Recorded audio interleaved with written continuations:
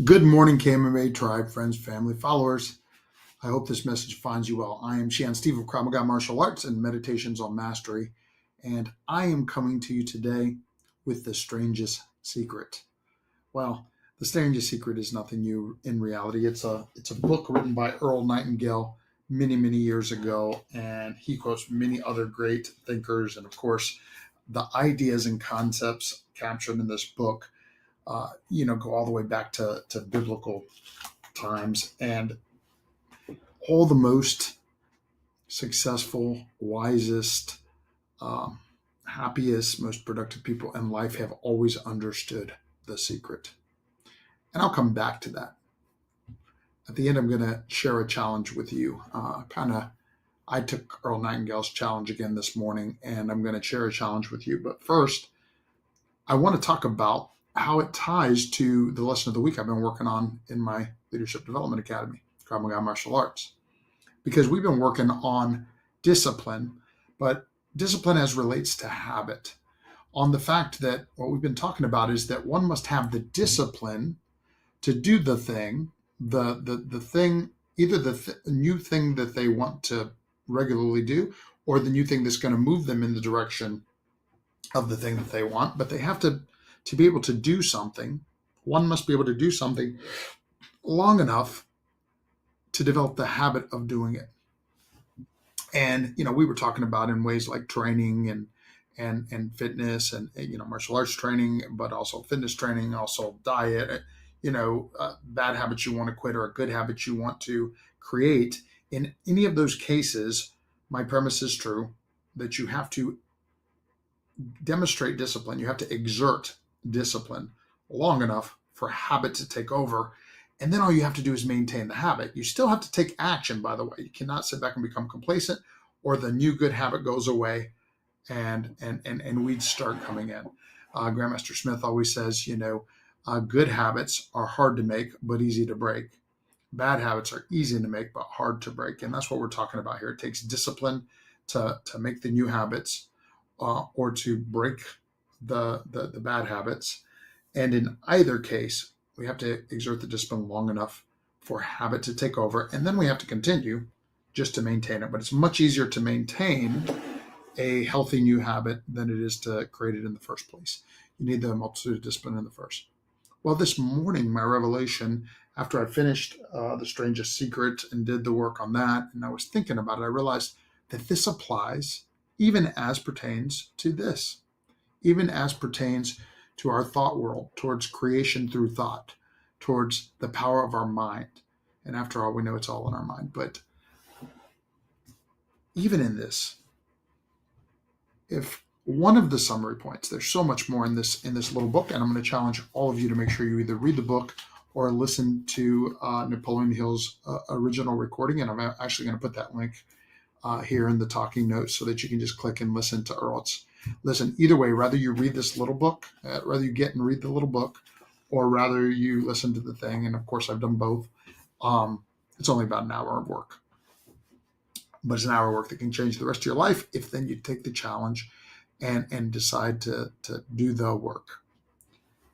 Because one of the premises, the one I was about to share, is that, our mind does not care what we feed it. Our mind, what we better said, the way Earl Nightingale says it, is what we plant. The mind is like the soil in that, whatever we plant and sow and care for is what will grow. Rather, that is a good crop or poison. And that the same is true of our mind. So if we become accustomed, if we develop the habit of positive thinking, the soil will bring forth positive results and more positive thinking and more positive results. And if we make a habit of negative thinking, the inverse is true. This is such a kind of simple, not easy, but important and powerful concept to change or create any area of your life that you want to change, or any area of your life that you want to move into, or any goal that you want to accomplish. So here's the challenge. First of all, think about sit and think about what I just said and just ask yourself, could it be true? Could it be true that whatever it is that I'm going through, I could reverse the tide by changing my thoughts? Because, by the way, it is. But it isn't unless you believe it. Second part for you overachievers, read the book or listen to the recording. And then, if like me, you want to really do something with it, take Napoleon Hill's challenge and do the card. And the card is where you're going to put a 30-day goal, a big,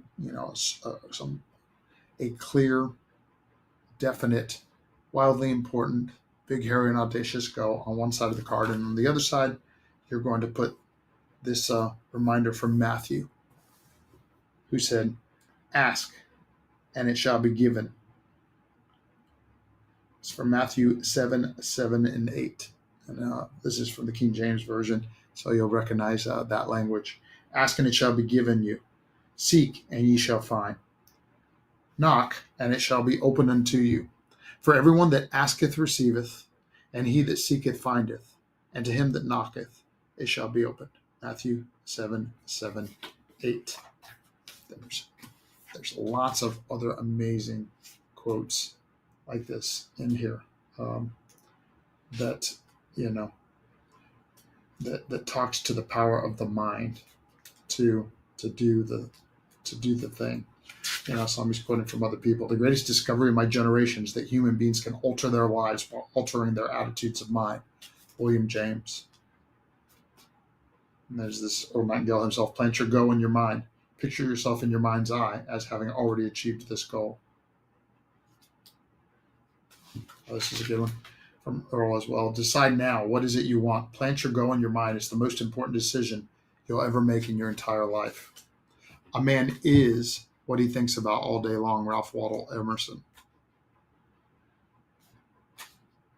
A man's life is what his thoughts make of it. Marcus Aurelius. So this is no new ideas here, right? And that's because the best ideas stand the test of time because they are true. So hope you enjoyed this. Check out the book, check out the recording, do the work, find out if this is true for you. Prepare to live, empower to lead.